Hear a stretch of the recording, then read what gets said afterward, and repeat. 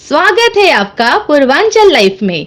शहर आपका, खबर हमारी, सबसे तेज सबसे आगे। आप देख रहे हैं पूर्वांचल लाइफ। छोटी बड़ी खबरों को देखने के लिए सब्सक्राइब और लाइक करें, शेयर करें, साथ में बेल आइकन को जरूर दबाएं। ये बुलाया गया था प्रेस वार्ता।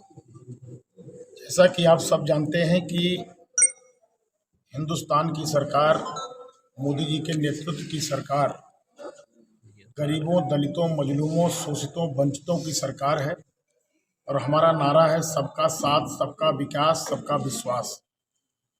उस नीति पर हम काम करते हैं और हमारी सरकार संकल्प पत्र तैयार करती है और उस संकल्प पत्र में सबके सुझाव से संकल्प पत्र तैयार करती है।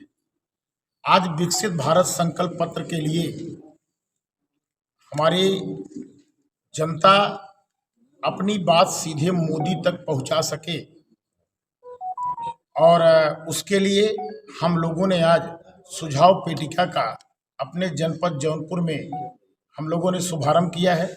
हमारे कार्यकर्ताओं के माध्यम से गांव, गली, हर वार्डों तक यह पेटिका जाएगी और इस पेटिका के माध्यम से हर व्यक्ति, हर समुदाय का व्यक्ति अपने सुझावों को सीधे मोदी तक वो भेज सकते हैं और साथ में मिस कॉल के माध्यम से वो जुड़ भी सकते हैं। 90-90-90-20-24 पर जो है अपना सुझाव वो रिकॉर्ड भी करा सकते हैं। यानी कि लोग घोषणा पत्र तैयार करते हैं, हम संकल्प पत्र तैयार करते हैं, लेकिन उस संकल्प पत्र में ऐसा नहीं कि कुछ लोग, चंद लोग उसको तैयार करते हो। जन जन की बात, किसानों की आवाज़, नौजवानों की बात, मजदूरों की, व्यापारियों की, सबके सुझाव पर हमारी सरकार संकल्प बनाती है, संकल्प पत्र बनाती है। उसी के परिप्रेक्ष्य में आज यह कार्यक्रम रखा है गया है और जैसा कि आप सब जान रहे हैं कि आने वाले समय में जो चुनाव होने जा रहा है, हम इसी संकल्प पत्र को बना करके हम आगे की नीति अपनी तय करेंगे। जैसा आप सबको पता है कि भारतीय जनता पार्टी जो कहती है वो करती है। मोदी की गारंटी हम लोग देते हैं। आपने देखा होगा कि हमने जो जो कहा सब कहा किया। हमने गरीबों को आवास देने की बात करी, शौचालय देने की बात करी, गरीबों को राशन देने की बात करी, इलाज की बात करी, घर घर बिजली पहुंचाने की बात करी। हमने हर गरीब के घर, हर घर हमने नल से जल भेजने की व्यवस्था की बात करी, 370 को हटाने की बात करी, 35A को हमने समाप्त करने की बात करी, महिला को आरक्षण देने की बात करी, अच्छी शिक्षा देने की बात करी, रोजगार देने की बात करी।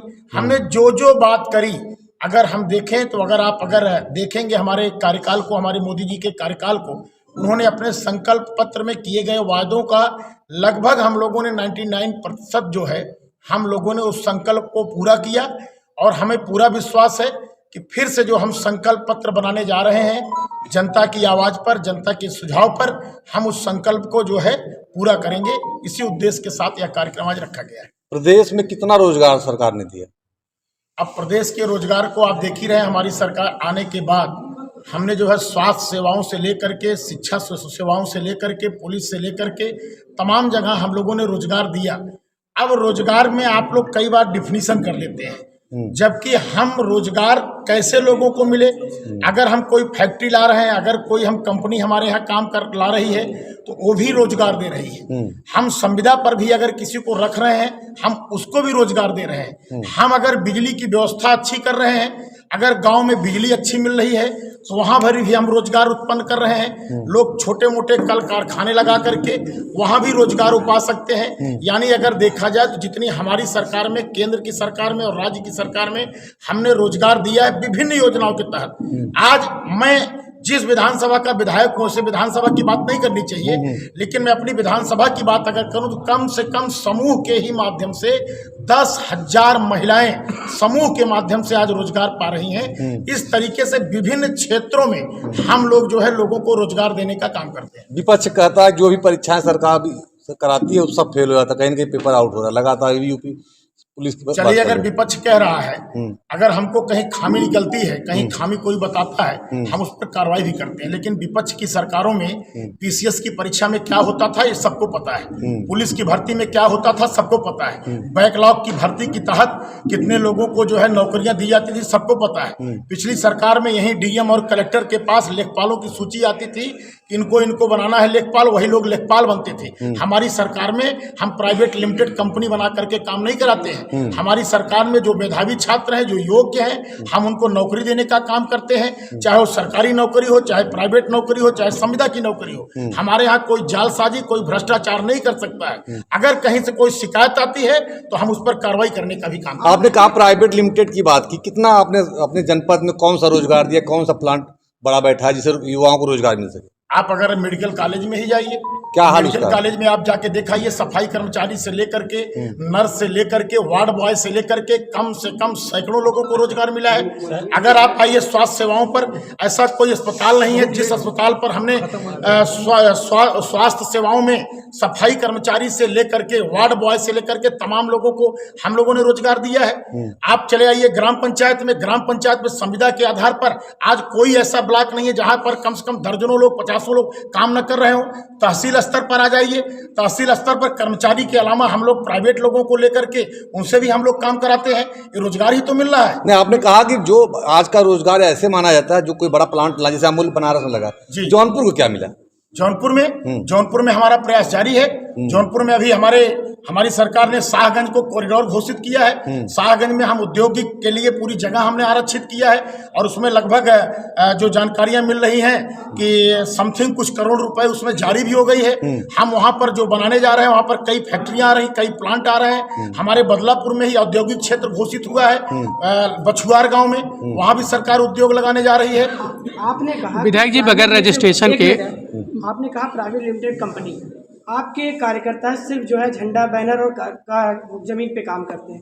इनको पैराशूट से लैंडिंग करा दी जाती है। प्राइवेट लिमिटेड कंपनी में होता है कि अभी लोकसभा का चुनाव में जो है टिकट मिला है तो एक पैराशूट से लैंडिंग हुई है। देखिए, आप गलत बात कर रहे हैं। श्री कृपा शंकर सिंह जी जो हमारे माननीय प्रत्याशी हैं और हमारे सांसद हैं, उनको इस तरीके से आप बात नहीं कर सकते हो। भारतीय जनता पार्टी में काफ़ी पहले से जुड़े हुए हैं और भारतीय जनता पार्टी के महाराष्ट्र में जो है उपाध्यक्ष भी रहे हैं और जौनपुर जनपद से लगाव है। जौनपुर जनपद का सम्मान उन्होंने महाराष्ट्र में जाकर के बढ़ाया है और वो अपने जौनपुर का कोई व्यक्ति महाराष्ट्र में जाकर के गृह राज्य मंत्री के पद पर अगर शोभा बढ़ाया हो तो कहीं ना कहीं हमारे सम्मान के प्रतीक हैं।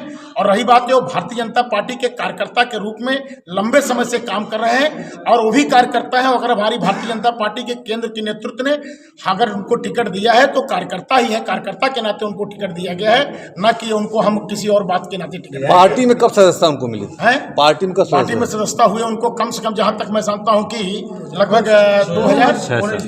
2021 में जो है उनको सदस्यता मिली है। 2021 से लगातार भारतीय जनता पार्टी के लिए काम कर रहे हो।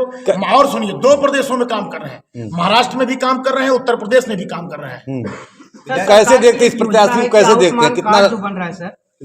कैसे देखते हैं जो प्रत्याशी आपका कल नाम आया सामने, कैसे देखते हैं? एक बहुत बड़ा नाम है उनका, बहुत अच्छी छवि है उनकी, बहुत बड़े नेता हैं वो, पूरे देश में उनको लोग जानते हैं और एक योग्य व्यक्ति को यहाँ जौनपुर का प्रत्याशी बनाया गया है और पूरी जनता आह्लादित है।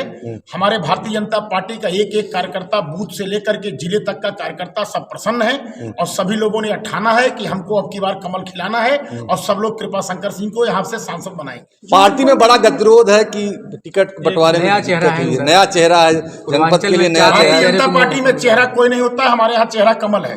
हम सिर्फ कमल देखते हैं, मोदी देखते हैं और हमारा चेहरा मोदी जी है और हमारा निशान कमल है।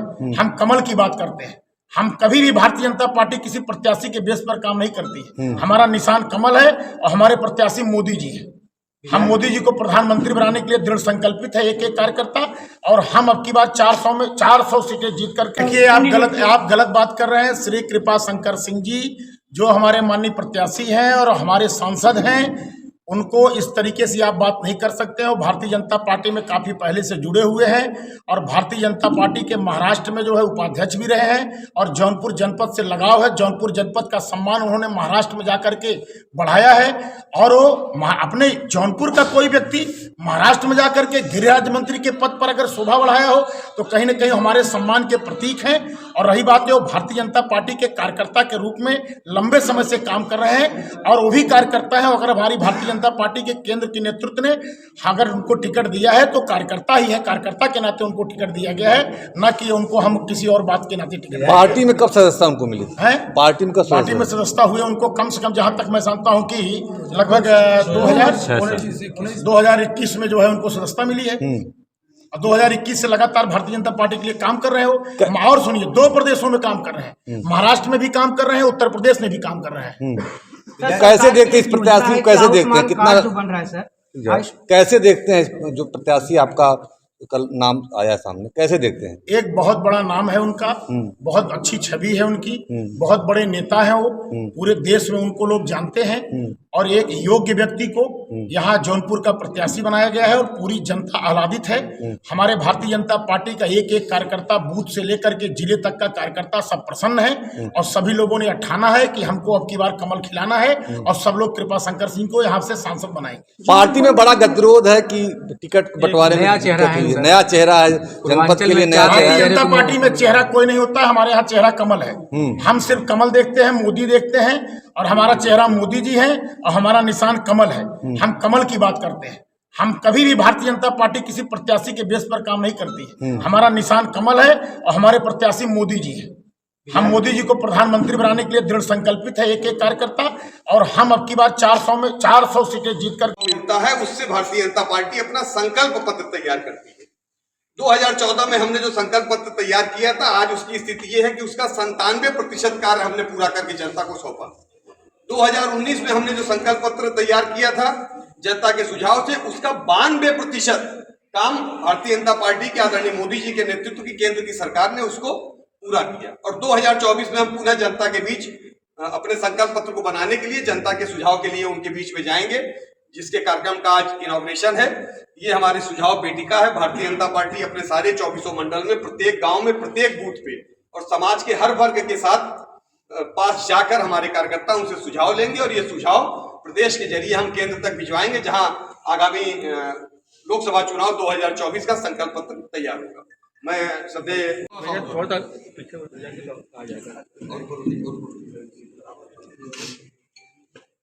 भैया,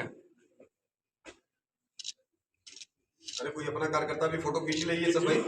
आमोद जी,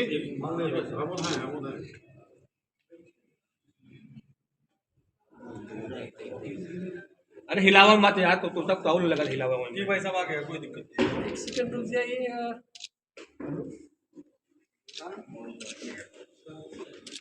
चलिए भैया, ठीक डाल दीजिए।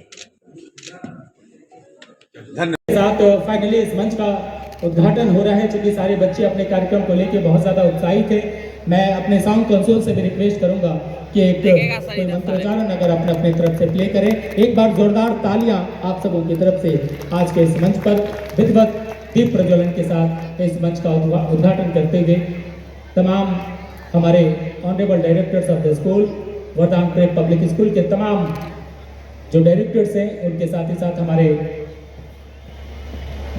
Special guest Acharya Shridatt Mishra sir और उनके साथ हमारे बीच doctor B Kumar sir. We are having